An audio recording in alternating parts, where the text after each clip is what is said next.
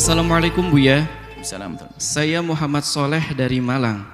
Buya, gimana pendapat Buya tentang seorang Gus di kota Pasuruan yang mengatakan Gus Dur adalah wali, dan apabila Habib Rizik wali pasti dia diizinkan Allah untuk memimpin saya, dan jika Habib Rizik wali pasti dia akan tahu isi hati saya. Subhanallah, adab kita meyakini seorang wali. Husnudzon kepada orang itu sah.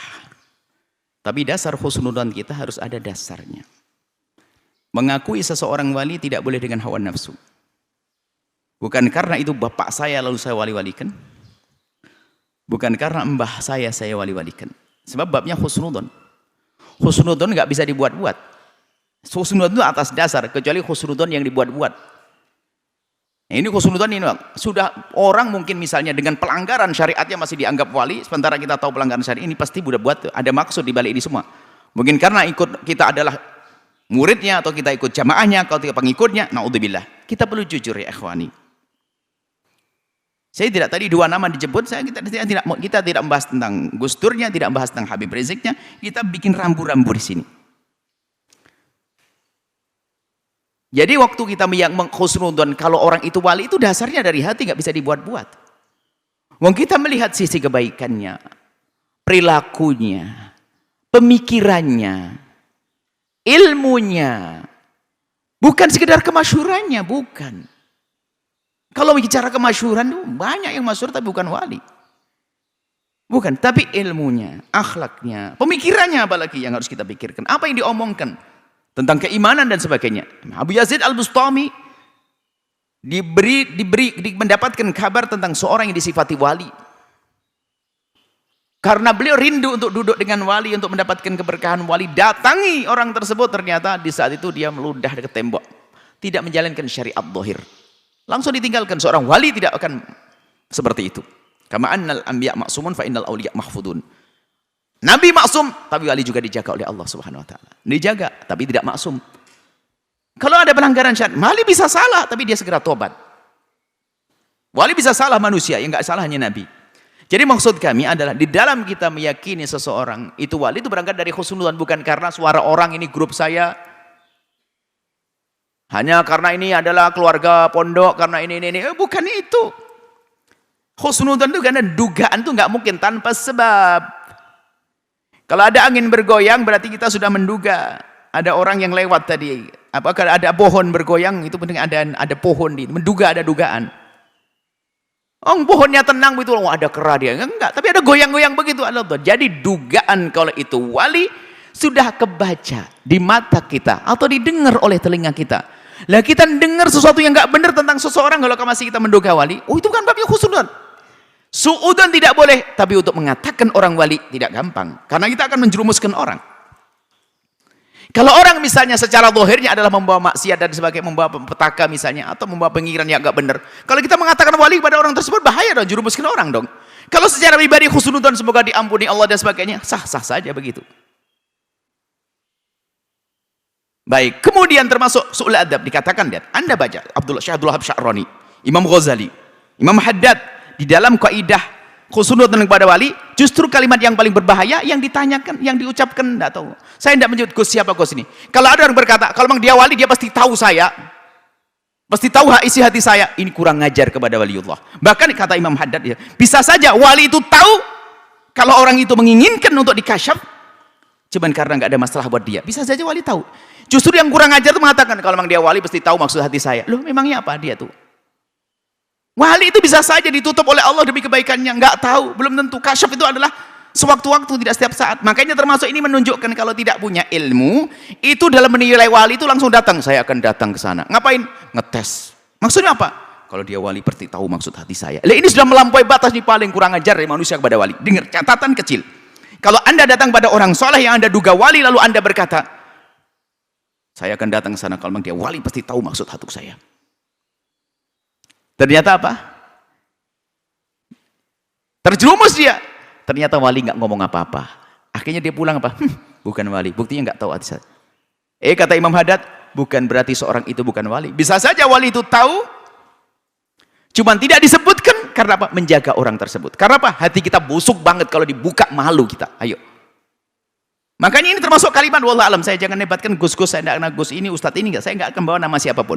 Maka termasuk ciri dalam khusnudzan kepada wali yang salah plus kali 1000 salah, yang mengatakan kalau engkau wali pasti kau bisa tahu isi hati saya. Ini kurang ajar kepada wali. Bahkan wali bisa saja tahu. Kalau dibongkar kita akan malu di depan orang. Justru karena wali itu wali sesungguhnya, maka diam. Lah kitanya suudon jadinya. Ayo. Sudahlah, urusan perwalian itu sangat pribadi, sangat istimewa ya. Jangan main-main perwalian ada. Wali itu adalah dengan syariat, dengan kesejukan, pemikiran yang benar, perilaku yang baik. Nah, ini yang jadi masalah kadang sebagian orang ada keramat gandul. Kalau itu guru saya diwalikan, nanti saya paling tidak ketularan wali-walian gitu. Kalau itu ini kan itu orang yang membesarkan, akhirnya ada murid yang berbohong, datang ke rumahnya ulama, langsung, wah Allah, saya dikasyaf, masya Allah. Maksudnya apa yang dia bilang dikasyaf itu? Sebab kasyaf itu menurut martabat para wali juga satu marhalah yang paling menyakitkan para wali adalah kasyaf. Wong kita itu pengen ditutup dari aibnya orang, dibuka, itu nangis para wali. Tapi ini si lemah ini mengatakan, wah saya dikasyaf, wah ada mukasyaf, saya dikasyaf. Maksudnya nanti ngomong tuh apa? Padahal bisa saja bohong dia, nggak ada hubungannya. Yuk kasyaf. Akhirnya urusan perwalian jadi main-main. Hati-hati, bukan itu. Tolong ya. Akhirnya lihat, tadi menyebut dua antara Gus Dur, Habib Rizik dan sebagainya. Kita punya rambu baru di sini. Nanti setelah kita rambu baru benar dengan ketulusan, kejujuran dengan Allah, maka akan ketemu jalan kita. Khusnudzan kita dengan wali akan jelas, bukan khusnudzan yang tanpa aturan ya ikhwani. Dalam dunia perwalian seperti itu. Kalau ulama kita mengajarkan bahasanya hendaknya kita khusnudzan yang di kiri kanan itu wali semuanya. Bukankah itu ajarannya? Bukan sekedar si dia dan dia itu bukan. Kita hendaknya berkhusnudzan kepada kiri kanan kita. Seorang suami bisa saja ternyata yang menemani tidur istrinya bertahun-tahun adalah waliullah, dia nggak tahu, wali kutub mungkin. Atau seorang istri. Atau mungkin pembantu di rumah kita. Mungkin begitu, ya. Urusan himak. Cuman tadi diangkat nama-nama itu, kami khawatir di situ menyebut dua nama itu memang ada semacam permusuhan. Itu yang kami tidak senang. Permusuhan antara di satu nyebut Gus Dur, yang sebut Habib Rizik, sebetulnya hanya untuk menanamkan kebencian di orang yang ngikut Habib Gus Dur biar membenci pengikut Habib Rizik, yang ngikut Habib Rizik benci pengikut Habib Gus Dur. Pengadu domba baru lagi ini. Kami sampaikan semua adalah umat Nabi Muhammad sallallahu alaihi wasallam yang harus menjalin cinta. Kalau ada kesalahan dari siapapun, belajar semakin baik, bukan menanamkan kebencian. Khawatir hal-hal ungkapan-ungkapan yang menyebabkan adu domba, permusuhan.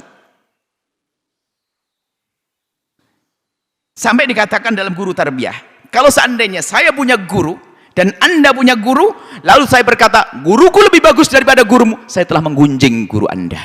Saya telah membuat sakit Anda. Ayo pahami makna ini. Saya punya guru, Anda punya guru. Lalu saya berkata, guruku lebih baik daripada gurumu, saya menyakiti Anda. Ayo. Kalau Anda meyakini guru Anda lebih hebat, cukup antara Anda dengan guru Anda dan kawan-kawan Anda. Tapi di saat Anda sodorkan di orang yang punya guru, menyakitkan. Loh, menggunjing juga. Indahnya menjaga hati, wahai ikhwani. Kita umat jangan mau diadu domba permusuhan. Yang mengikuti Gus Dur, yang mengikuti Habib Rizik. Kita ini umat yuk bersatu. Kelebihan yang ada, kebaikan yang ada pada masa lalu, ayo kita bawa. Bukankah kaidahnya begitu?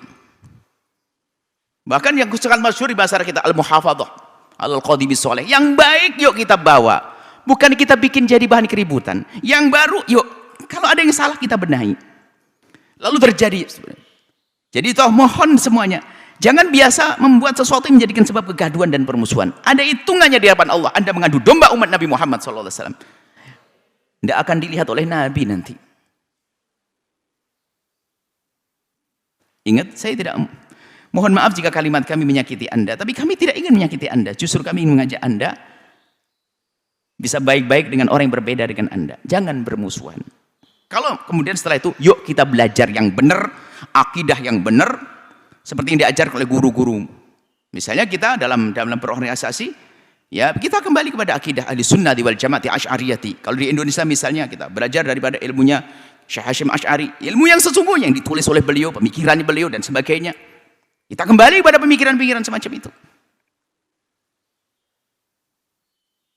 Dari kaum Alawiyin, bagaimana Imam Haddad rahimahullah menulis. Imam Haddad adalah termasuk sufi dengan tulisan-tulisan bukunya yang subhanallah luar biasa. Nggak bertentangan. Cuman kadang tidak ada orang yang memancing di air keruh dengan kebusukan dalam dirinya, mengadu. Beberapa waktu yang lalu Habaib dengan halus akan diadu dengan orang Nahdliyin dan sebagainya. Kita sedih seperti itu. Kita harus, nggak ada. Karena ini mewakili, yang satu adalah Habib Rizik, yang satu adalah Gus Dur tadi disebut. Kenapa kita mau diadu domba ya ikhwan? Orang hebat tidak akan bisa diadu domba. Orang bersih hati nggak bisa diadu domba. Makanya kadang-kadang saya kalau ada pertanyaan-pertanyaan begini, ini maksudnya itu apa, bener dah ini sudah. Ya kadang harus dijawab. Padahal bisa saya ditutup dari tadi, jangan tanya begitu. Cuman karena sudah diangkat harus dijawab. Semoga Allah mengampuni semuanya. Menjadikan kita hamba yang saling mencintai karena Allah. Kelak bertemu dengan baginda Nabi. Dan kita dibanggakan karena kita menjadi juru damai di antara umat Nabi SAW. Wallahu a'lam bishawab.